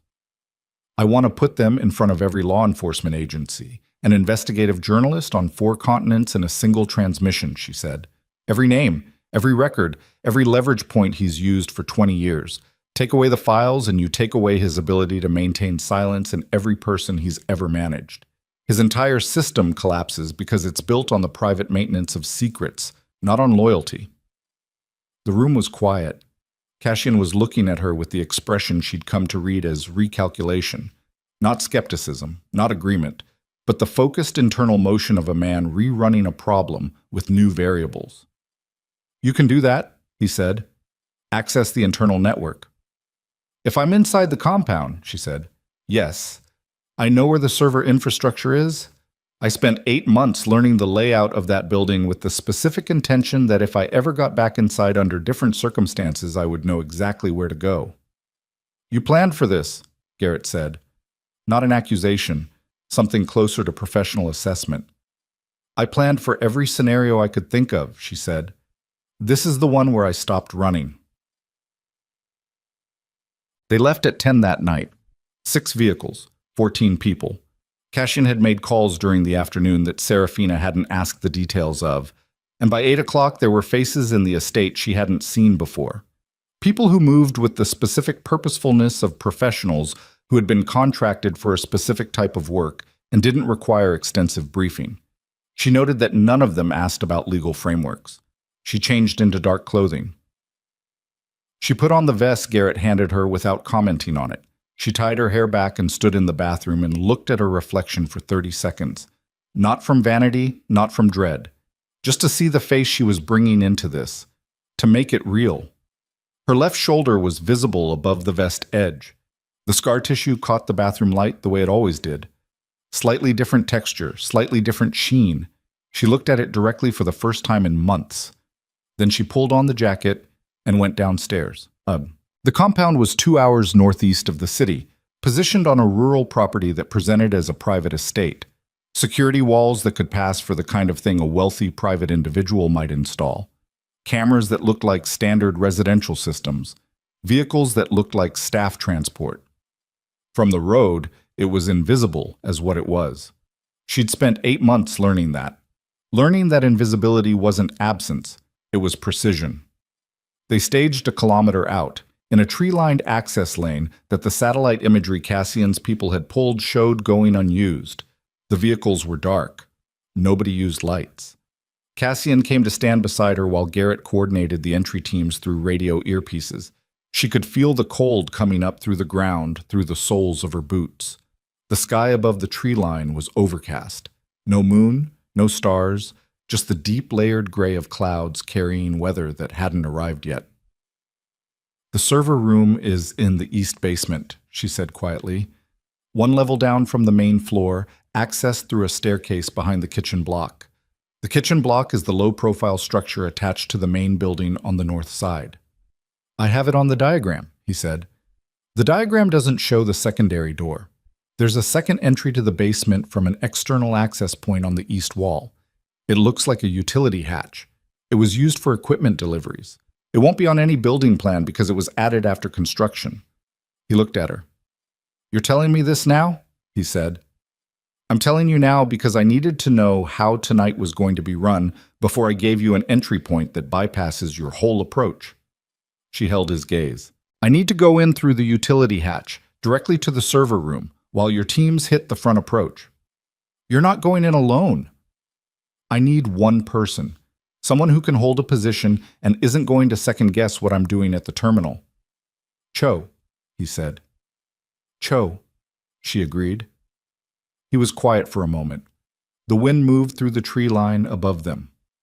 "When you're inside," he said, "if it goes wrong, it won't. If it does." She looked at him. In the dark, he was mostly a silhouette. The line of his jaw, the set of his shoulders, the particular quality of stillness he had that she'd noticed from the first morning and never quite stopped noticing. "Then you finish it without me," she said. "The network access isn't the only objective. Gideon is the objective. Don't stop for me." He said nothing for a moment, then, "That's not going to happen." She wanted to tell him that it was a liability. That kind of statement, that kind of commitment, was exactly how people made bad decisions at critical moments and got themselves and others killed. She'd seen it. She knew the arithmetic. She didn't tell him. She said, "Okay." Garrett's voice came through the earpiece she was wearing. "Teams are in position, waiting on your signal." Cassian touched her arm. The same placement as before, brief and deliberate. The touch of someone communicating something that doesn't fit in operational language. Then he moved to the front of the staging position and gave the signal. Everything happened in the compressed, fragmented way that action always happened. Not like a sequence, but like a series of photographs with the transitions missing. The front gates went down at 11:47. Not explosively. A vehicle ram, controlled, hitting the hydraulic mechanism rather than the gate itself, which collapsed the system and let the gate swing free. She heard it from the east wall, 50 meters away, where she and Cho were already at the utility hatch with a pry tool and 40 seconds of work ahead of them. Cho worked the hatch. Serafina watched the east wall camera. She'd given the technical team the camera positions during the afternoon briefing, and at 11:45 they'd gone dark. All of them. But dark cameras still had housings that could conceal secondary systems, and she watched the housing the way you watched a face you didn't trust. The hatch came open.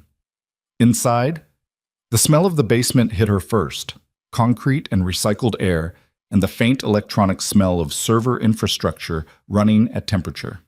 She'd been prepared for it, and it still moved through her like a current. The specific sensory fact of being inside this building again. This building that had been the architecture of the worst period of her life, now dark and accessed from the utility side like a service entrance. She went down. Cho behind her. The basement corridor was emergency lit, red panels every 10 meters, casting the space in the flat, depthless light of crisis protocol. Someone had triggered an internal alert. She could hear, distantly, the sounds of the front engagement, voices, movement, one sharp concussive sound that wasn't a firearm.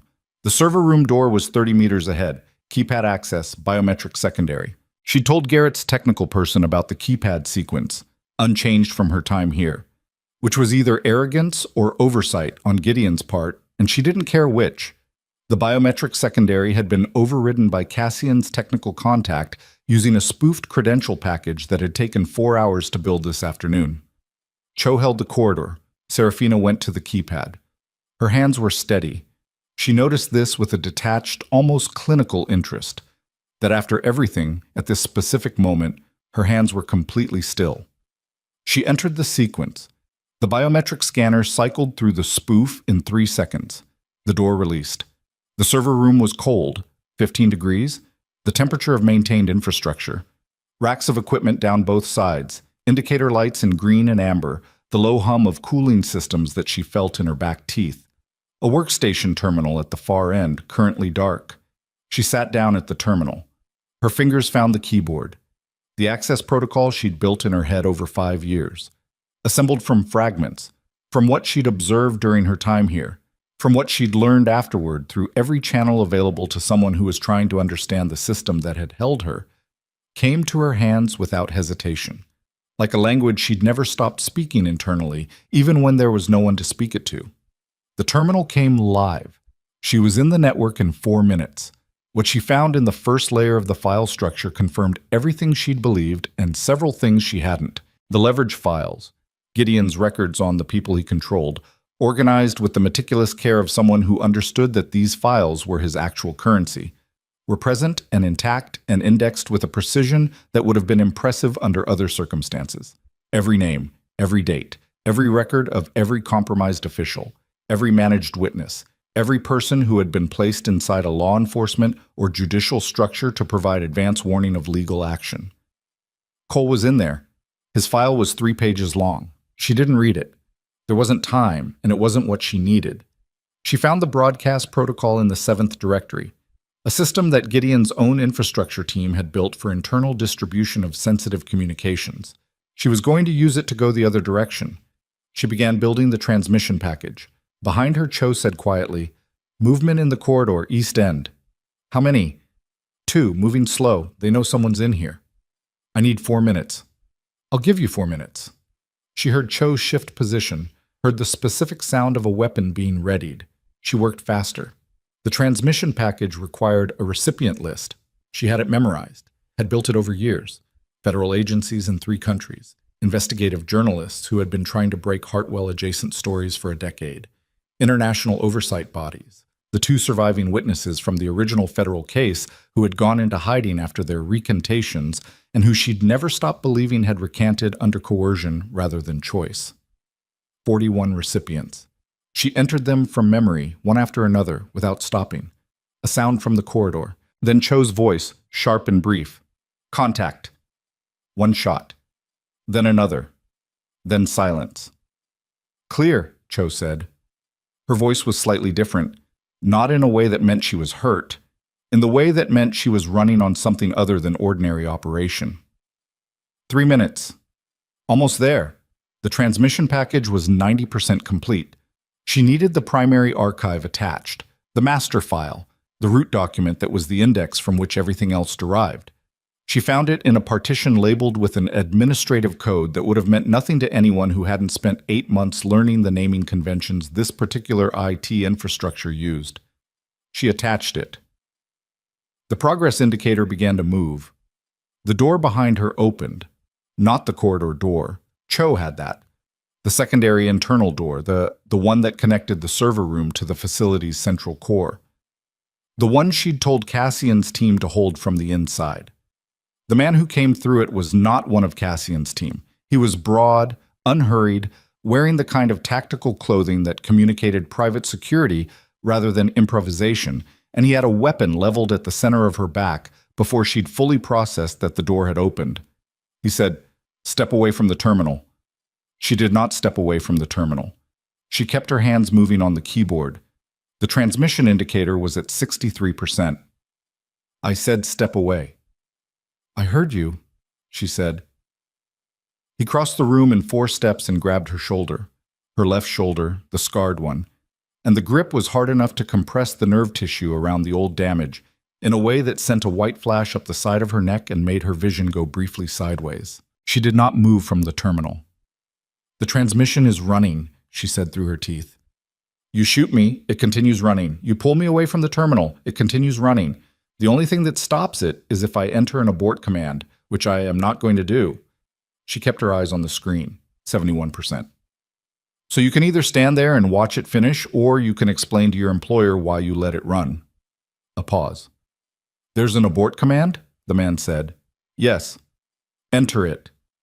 "No." The grip on her shoulder tightened. The white flash came back, worse this time.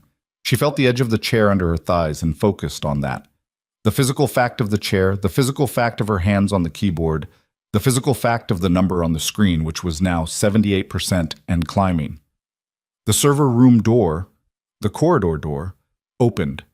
Cho came in fast, and the man behind Serafina had to make a choice in under a second about which direction to address. And the choice he made was wrong, and then Cho had him and Serafina kept her eyes on the screen. 87%. 90. She heard the door to the central core open again, more people coming through, more than one this time.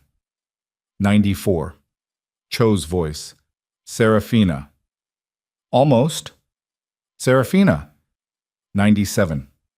Someone pulled her backward off the chair, full body weight, both arms, lifting her from the terminal with the indiscriminate efficiency of someone who'd been told to separate her from the machine by any means. The keyboard came with her hands for 1 second, and then didn't. She hit the floor on her side with her shoulder taking the impact, and the white flash went supernova, and she couldn't breathe for 3 full seconds. She turned her head. The screen was still visible from the floor. The progress indicator was at 99% and had been since she fell. It sat there. 99. 99. Someone stepped between her and the screen. She looked up at the man standing over her and understood from the quality of the room's sudden silence, from the way the other people in it stopped and reoriented, exactly who this was. Gideon Rourke was smaller than she remembered, or she was different from who she'd been the last time she'd seen him, and different people perceive size differently, and this was not the time to analyze that. He was in his late 50s, lean, silver-haired, dressed as though he'd come from a dinner rather than a crisis. He wore the same expression she remembered from the twice she'd seen him during her captivity. The expression of a man who had never in his adult life been in a room where the power dynamics were unclear to him. He looked down at her on the floor. "Miss Vale," he said. His voice was measured and almost warm, the voice of someone performing civility as an aesthetic rather than a social contract. "You've been remarkably persistent." She was breathing hard. Her shoulder was screaming. The floor was cold concrete under her palm. She looked past him at the screen. Still 99. "You know what I find interesting," she said. Her voice was steady. She made it steady. "About your whole operation, the leverage system, the files, the years of building a network of controlled silence." She met his eyes. "You built it so well that you forgot what it's for." He looked at her with the patience of someone who was going to let her finish because stopping her would cost more energy than listening. "It's for making people afraid," she said, "and afraid people don't transmit." She looked at the screen. 100%. Transmission complete. Gideon looked at the screen. She watched his face in the moment he read it, watched the specific sequence of a man understanding that the structure he had spent 20 years building had just been sent to 41 recipients simultaneously, that the leverage he held over every person in every position was now not private, that the system of managed silence had just become the loudest thing in 4 jurisdictions. The warmth left his face. What replaced it was not anger. It was something colder and more honest than anger. The specific expression of someone looking at a situation that cannot be undone and calculating with great precision exactly how much is left to lose and what they are still willing to do about it. He looked down at her on the floor, and Serafina on the concrete with her shoulder on fire and her hand still steady looked back up at him and felt, for the first time in 5 years, the specific sensation of someone who has nothing left to protect because they have already done the one thing that mattered, and the rest is just whatever happens next. And what happened next was Cassian. She heard him before she saw him, the door to the central core coming open again, fast this time, with the particular sound of someone who was not asking permission. The 2 men who had come in with Gideon turned, and the room became briefly chaotic in the way rooms become when multiple people make simultaneous decisions about where the danger is coming from. And in that chaos, Serafina rolled to her knees and then to her feet, using the server rack beside her as leverage, her left arm half functional from the shoulder impact, her vision still carrying the ghost of that white flash at the edges. Cassian came through with Garrett behind him and 2 others she recognized from the staging position. It was not elegant. It was the particular violence of people who had been fighting their way through a building for 11 minutes and had arrived at the room that mattered with whatever they had left, which was enough. Gideon did not run. She had expected him to run. He had the route. She knew he knew the route, because a man who built the kind of operation he'd built always knew the exit before he needed it. But he stood in the center of the server room between the racks and the terminal and the woman who had just transmitted everything he'd spent 20 years building, and he did not run. He looked at Cassian. "Voss," he said, still measured, still that performed warmth, thinner now but present. "I've heard of you." "I know," Cassian said. He was breathing hard. There was blood on his left hand. Not his, from the look of it, or maybe his. It was difficult to tell in the red emergency lighting. Step away from her. Gideon looked down at Serafina, who was standing 3 feet from him with her back to the server rack and her right hand braced against it and her eyes on his face. "She's not restrained," Gideon said, almost amused. "I'm not keeping her anywhere." "You've been keeping her somewhere for 5 years, Cassian said. "Step away." Gideon took 2 steps to the left. Not compliance, repositioning. He moved like someone who was still calculating, even now, even with the room containing 4 armed people and a completed transmission and the sound of his own security detail being systematically dismantled in the corridors above them. "The transmission," he said to Serafina. "You understand what you've done." "Yes," she said. "Those files contain information about people who will now be exposed whether or not they had meaningful choice in their involvement. People who were coerced. People who were managed the same way you were managed." "I know," she said. "That's the point." "The collateral is yours," she said. "Every name in those files is there because of a decision you made. Every piece of leverage you built was built on a person you decided was worth less than your operational security."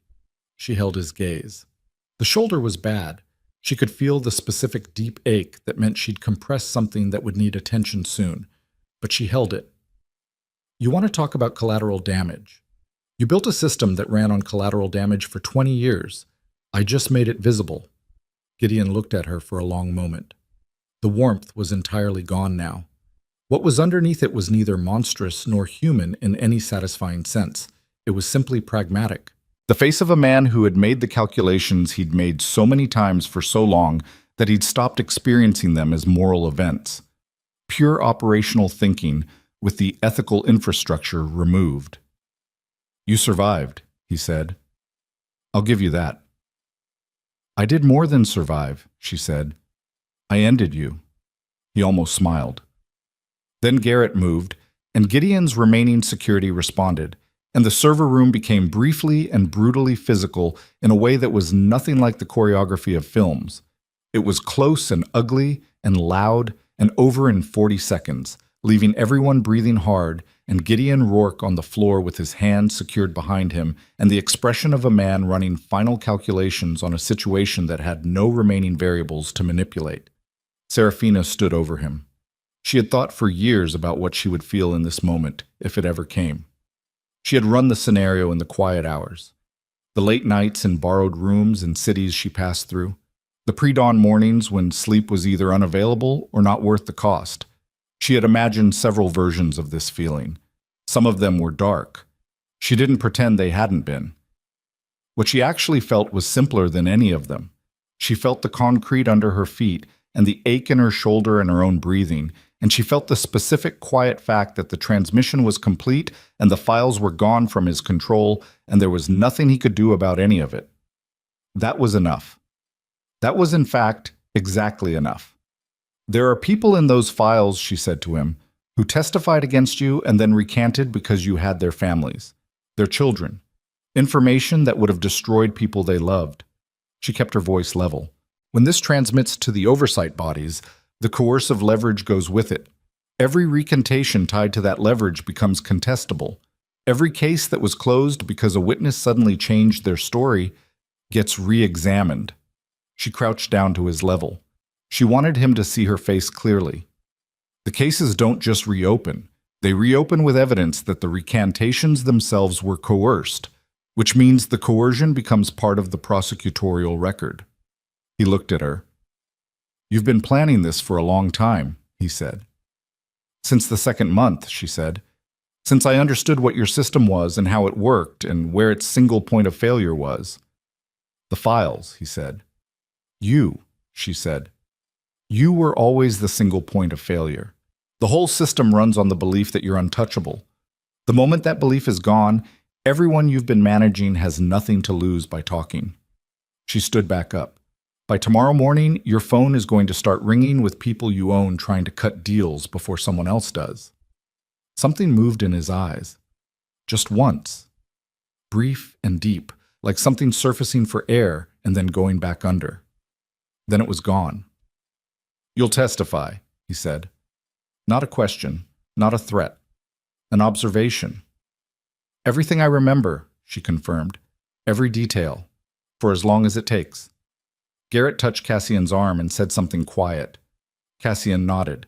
He crossed the room to where Serafina was standing and stopped beside her and looked at Gideon Rourke on the floor without speaking. Then he put his hand on Serafina's right arm, the undamaged one, and she let him. "We're done here," he said. She looked at Gideon one more time. She wanted to fix his face in her memory exactly as it was in this moment. Not because she needed it, but because she had spent 5 years afraid of this face in the dark, and she wanted the last version she carried to be this one, the version on the floor. Then she turned and walked out of the server room and didn't look back. The federal response arrived at 12:41 in the morning. Not local law enforcement. Federal, the real architecture. The level that activates when 41 simultaneous transmissions arrive at oversight bodies in 3 countries within a 90-second window, and every recipient opens the first document and finds the same thing. A master index of compromised officials organized by jurisdiction, rank, and operational role. Serafina sat in the back of one of Cassian's vehicles at the edge of the compound property and watched the headlights come up the approach road and felt the specific exhaustion that is not tiredness, but the removal of sustained pressure. The way a muscle feels when you've been holding a position so long that releasing it is almost painful. An agent she didn't recognize came to the vehicle window. Young, professional, the face of someone who had been on the phone for the last hour and understood that this night was one of the ones he'd be explaining for the rest of his career. "Miss Vale," he said. "Yes. We need you to come with us." "In a minute," she said. He had the look of someone about to explain why a minute wasn't available. Then he looked at the expression on her face and decided the minute was available. She turned to Cassian, who was sitting beside her. They hadn't spoken since the server room. Not because there was nothing to say, but because the things there were to say didn't have the right shape yet. They were still too close to the night for the words to fit them properly. "Your people," she said, "the ones who got hurt tonight." "None fatal," he said. 3 injured. Garrett has a broken arm." He paused. "He'll complain about it for 6 months." "And you?" He looked at his left hand, which had been wrapped with something from the vehicle's kit. The blood had been his, a cut across the back of the hand from glass or edge contact, not deep enough to be serious. "I'm fine." She looked at him. In the ambient light from the approaching federal vehicles, his face was back to its usual arrangement, controlled, legible only if you'd spent time learning the language of it. She had spent time learning it. "I told you not to stop for me," she said. "I know. You stopped for me." "Yes. That was an operational liability." "Yes," he said again. His voice was entirely even. "It was." She held his gaze for a moment. "Thank you," she said. She said it plainly, without the weight of anything she needed it to carry that it couldn't. Just the 2 words, for what they were. He'd come through a door in a building full of people trying to stop him from reaching the server room, and he'd come through it because she was on the other side, and she wasn't going to wrap that in anything more complicated than the truth of it. He nodded once. She got out of the vehicle and went with the agent. The next 4 months were the kind of months that don't make good narrative. They were procedural and repetitive and exhausting and necessary. And Serafina moved through them with the same methodical focus she brought to everything, which was the only way she knew to move through things. She testified in 3 separate proceedings. The first was in front of a federal grand jury convened specifically around the Hartwell Group's secondary operations, the facilities, the captivity system, the coercive leverage network. She spoke for 11 hours across 2 days. She was precise. She did not editorialize. She gave every detail she remembered in the order she remembered it, and when the prosecutor asked follow-up questions, she answered them the same way. The second proceeding was an international oversight body reviewing compromised officials across 2 jurisdictions. She testified via secure video link from a location she wasn't at liberty to disclose. This took 4 hours. The third was the most difficult, a formal hearing examining the circumstances of the original federal case's collapse, specifically the coerced recantations. Two of the original witnesses who had recanted were there. She knew them, had known them during captivity, had not seen them since the escape. One of them, a woman named Harriet, who had been held for 14 months before Serafina arrived, looked at her across the hearing room with the expression of someone who had been carrying a specific weight for a long time and could finally see the place where they might be allowed to put it down. They didn't speak in the hearing room. Afterward, in the corridor, Harriet stopped beside her and said, "You kept them." Serafina said, "I tried." Harriet looked at her for a moment. Then she said, "You did." She walked on down the corridor. Serafina stood and watched her go and breathed slowly through her nose and let the moment be what it was without trying to reduce it to anything smaller. Gideon Rourke was indicted on 47 counts across multiple jurisdictions. The indictment was comprehensive in a way that previous legal attempts had never been, because the leverage files, his own meticulously maintained records, had removed the ability of compromised officials to interfere with the process. Every person who had previously been managed into strategic inaction now had those same files as their central prosecutorial problem, which meant cooperating with prosecution was a more survivable option than continued obstruction. The mathematics of his system turned against him completely. Aldrich was found in a country with an extradition treaty, extracted, and returned. His cooperation was offered in exchange for reduced charges. What he provided led to 4 additional indictments of corporate officers within the Hartwell Group's dissolved structure. He sat in a detention facility and looked at the wall and said very little, from what Serafina was told, which she found accurate to the man she'd briefly known. Someone who, stripped of operational agency, had very little that was actually his. Reyes was handled within a separate legal framework that Cassian navigated without Serafina's involvement, which was appropriate. She didn't ask the specifics. Some forms of accountability operated in spaces she wasn't part of and didn't need to be. Cole's death was reclassified as homicide based on the talks panel results and the Hartwell leverage files, which contained a record of the instruction given. The people responsible were named in the indictment. Serafina read this in a brief filed document and sat with it for a while. Cole had been a complicated man who had been inside a complicated system that had finally asked more of him than he had to give. His file in Gideon's network had been 3 pages. She'd never read it. She didn't read it now. Whatever it contained was his, and he was dead, and some privacy should survive even the things that burn everything else. She found an apartment in a city she chose for the specific reason that she had no history there. No dead drops, no prior addresses, no route memory that would pull her back toward the architecture of running. It was a medium-sized city with a waterfront and a good hospital and the specific quality of anonymity that comes from places that aren't famous enough to attract much attention. The apartment was on the 4th floor. It had east-facing windows and a kitchen that required work and a bathroom with decent water pressure and a lock on the front door that she changed the day she moved in. Not because she needed to, because some habits were earned and didn't need to be discontinued just because the reason for them was gone. She unpacked in 3 hours. She didn't own much. She'd traveled too long for accumulation to be possible. But what she had, she arranged with care. Books on a shelf in the order she intended to read them. A desk positioned near the east window for the morning light.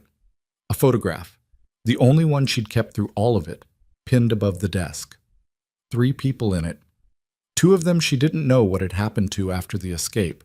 The third was Harriet, who now lived in a different city and had a lawyer and a life that was rebuilding itself at the pace that rebuilding took. She kept the photograph because it reminded her what the whole thing had been for. Not for her, or not only for her, for the other faces. Cassian came in the 6th month. She'd expected contact before that, a call, a message through a channel she'd have recognized, some form of the operational communication they'd maintained in brief intervals during the testimony period. Logistical and appropriately arm's length, while both of them moved through processes that required their full attention. He had his own legal navigation to manage. The night at the compound had not been without consequence for a man of his specific professional history, and she understood that the months following it required careful management she wasn't part of and didn't involve herself in. He came on a Tuesday. She opened the door and looked at him, and he looked back at her, and they stood like that for a moment in the doorway. He looked different from the last time she'd seen him in person. The night at the compound, in the vehicle, in the light of approaching headlights. Lighter was the wrong word. It wasn't about weight. Something in the set of his face was different, not softer. Cassian Voss was not a man who softened. But the particular quality of sustained alertness that had been his default expression, that she'd understood as the natural state of someone who had lived for a long time in conditions that punished inattention, it had shifted, fractionally, perceptibly. "You found the place," she said. "You sent the address." "I did." She let him in. The apartment looked like someone was living in it now, which it had not looked like on the day she arrived. There were books with spines cracked from reading, a coffee cup she'd rinsed and left to dry on the counter and hadn't put away yet. The desk had papers on it, research materials, work she'd begun on a project she wasn't ready to name out loud yet. Something that had to do with the structural conditions that allowed operations like Gideon's to function for as long as they did. He looked at the desk. He didn't ask. She made coffee because it was 11 in the morning and it seemed like the thing to do, and they sat at the small table by the east window with the coffee and the light coming in at its November angle, which was already past the point of warmth, but still present, still honest. "How's your shoulder?" he said. "It works," she said. "Mostly. There's a range of motion issue they say may resolve." "May. Or may not." She wrapped her hands around the mug. "I've had worse uncertainties." He looked at her in the way he sometimes looked at her. The full inventory, methodical. The camera quality she'd noticed from the first morning. It had bothered her in the beginning. She'd categorized it as a form of surveillance. She understood it differently now. It was the look of a person who had learned at great cost that not seeing things clearly led to outcomes they couldn't survive. And so they looked at everything clearly, all the time, including people, especially people. "The compound hearings are finished," he said. "I know. I was notified. The indictment holds. I know that too." He nodded. He drank his coffee.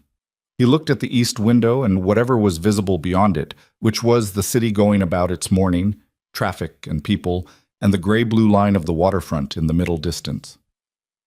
"I've been thinking about something you said," he said, "at the estate, the first morning." She thought back. The first morning felt very far away and also precise. The coffee, the table, the tablet face up but unread. Her toast. The way she'd looked at him and decided, without full information, how much of herself to show. "I said a lot of things," she said. "You said everything is optional, that the question is what you're willing to lose by choosing wrong." He looked back at her. "I've been thinking about that." "And?" "And I think you were right," he said. "But I think you left out the other half." She waited. "The other half is what you're willing to lose by not choosing at all," he said. "By deciding the risk is too high and keeping everything at a controlled distance and calling it intelligence when it's actually just fear wearing a different coat." She looked at him. He looked back. This was how they had always talked, in a language that was precise and impersonal on the surface and meant something else entirely underneath, and they had both known it for long enough that continuing to pretend otherwise required more energy than it was worth. "That was a specific kind of statement," she said. "Yes. You practiced it." Something moved briefly across his face, the thing that wasn't quite a smile and never quite made it to one. "Twice," he admitted. "It was worse the first time." She looked at the window, the waterfront line in the middle distance, the morning going about its business without any particular interest in the two people at the fourth-floor table. The scars on her shoulder were present, the way they were always present. Not painful right now, just there, the way old things were there. She'd stopped covering them with the long sleeves 2 months ago. Not dramatically, not as a statement. She'd simply put on a short-sleeved shirt one morning because the weather was warm and she hadn't thought about it first, and then she'd noticed what she'd done halfway through the day, and she'd continued to not think about it. Some changes happened without announcement. She was learning to let them. "I'm not the same person I was before any of this," she said. Not warning, just fact. Accurate information, the kind she believed in providing. "I know," he said. "I'm not asking for who you were. I have a range of motion issue that may not resolve." She heard herself say it and recognized what she was doing, inventorying the damage out loud, the way she had always laid out her position before committing to one. The 5-year habit of telling people exactly what they were getting so there could be no claim of misrepresentation later. I have testimony and 2 more proceedings scheduled. I'm working on something that will take a significant amount of my time. I lock my door at night even now. I don't know if I'll stop. All right, he said. All right, she said. Those are the facts. I've dealt with worse facts, he said. I know you have. She looked at him, the gray eyes, the scar along his jaw, the face that had learned somewhere along the way that showing things was a cost, and had made that decision so many times it had become structural. So have I. The coffee was going cold. Neither of them moved to address this. Outside, the morning continued. The waterfront line sat in the middle distance, gray-blue and steady, the way bodies of water were steady, even when what moved across them did not. There are things I need to tell you, she said finally, about the last 5 years. Not the testimony version. That's organized for legal consumption. The actual version, the parts that don't have a format yet. I'm not going anywhere, he said. She believed him. That was new. The believing. Not complete, not without the residue of 5 years of learning what belief cost when it was extended to the wrong infrastructure, but present, real, the small, durable beginning of something she'd stopped being able to imagine. She started talking. He listened the way he always listened, with complete attention, without interrupting, without filling the silences she needed to leave in it. The morning moved around them. The light shifted as the sun climbed past its November ceiling. At some point she got up and refilled the coffee without stopping the sentence she was in, and he moved the mug so she could set the pot down, and they stayed at the table until the city outside had fully committed to its afternoon and the waterfront had gone from gray-blue to something closer to silver. She didn't tell him everything that day. Some of it wasn't ready yet, and she knew the difference now between things that weren't ready and things that would never be speakable, and she'd stopped confusing the two. But she told him enough that the shape of it was present in the room with them, no longer something she was carrying entirely alone. When she finally stopped, he sat with it for a while, which was the right thing to do, not rushing to respond, not filling the space with words that would have been reflexive rather than considered, just sitting with it the way you sit with something that deserves that. Then he said, "Thank you." 2 words. She understood exactly what they contained. The afternoon light came through the east window at its low angle and made long rectangles on the floor of the apartment. The photograph above the desk was visible from where she sat, the 3 faces in it. The 2 she didn't know the current status of, and the one who was somewhere in another city, living at the pace that rebuilding required. The scars on her shoulder were present and were hers. The door had a lock she'd installed herself, and she could use it or leave it, and the choice was hers and only hers. The papers on the desk were the beginning of work she'd chosen, and the work was about something that mattered, and she would do it as well as she was capable of doing it for as long as it required. None of these things were small. She had learned at significant cost not to treat them as small. She looked at Cassian across the table. He looked back. The city moved outside the window.